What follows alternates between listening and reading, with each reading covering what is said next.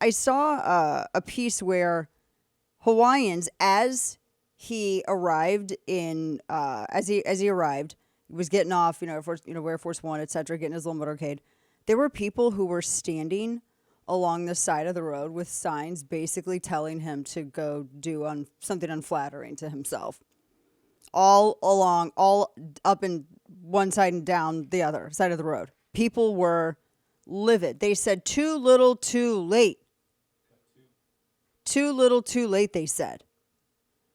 And now he's going to come out, and then he's going to give them this one-upsman story. Listen to this, audio soundbite 2. This is some of them on the side of the road. Over to my right, there are a bunch of people out here. They've been here for hours. A bunch of them are protesting. They have their makeshift signs, cardboard signs, a lot of them saying, as we've been talking about, that he's too late. Some of them feel that he should have been here much earlier. Other signs that say actions speak louder than words. So hearing a lot from the people here, as well as Hawaiian flags. They're mad. And they have every right to be. I mean, oh my gosh. If it's not the East Palestine train derailment, if it's not flooding, if it's not one thing after another, and if you compare what happened with Katrina to this, I mean, this is, if everything that we're hearing about the potential fatality rate is correct, then this is going to be one of the biggest natural disasters in American history, and his response is embarrassing and offensive. There's no word for it. No word for it. And especially when you look at some of this other stuff, like for instance, the fact that, it had water equity play into it. All of these other additional layers to this story. He sits here and he's like, oh yeah, He's talking to a rescuer there. Is this the one where he's watching the firefighters? Because he was there, this crazy, they called it a shambolic tour.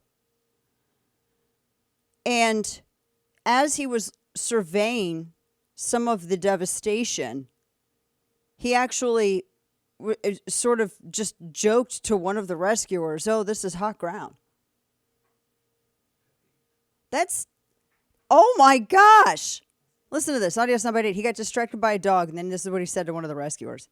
What's the boss's name? I said, how you doing, pal? He's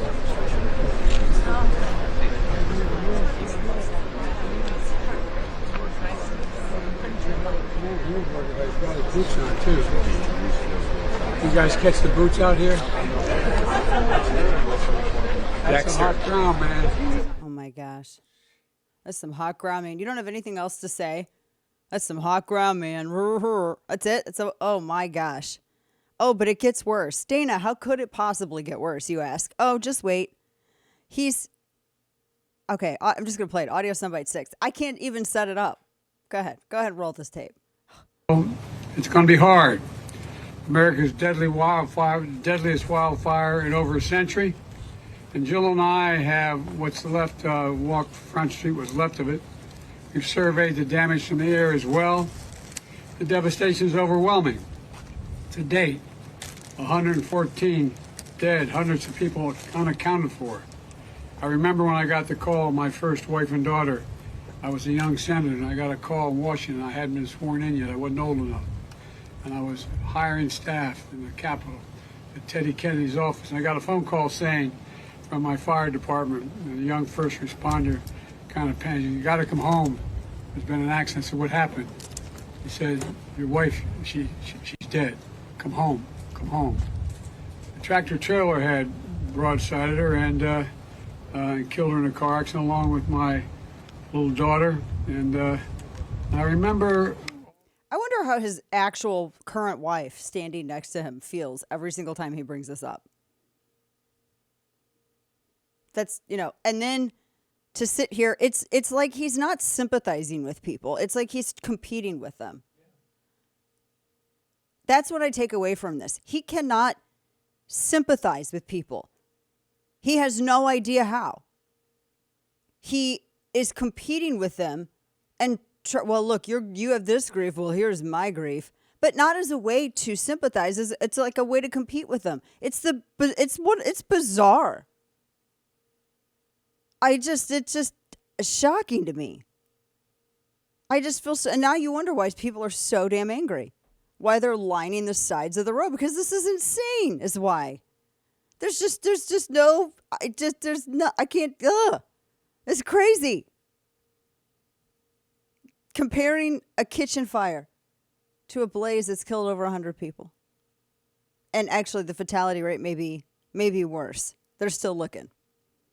Just horrific. A horrific natural disaster.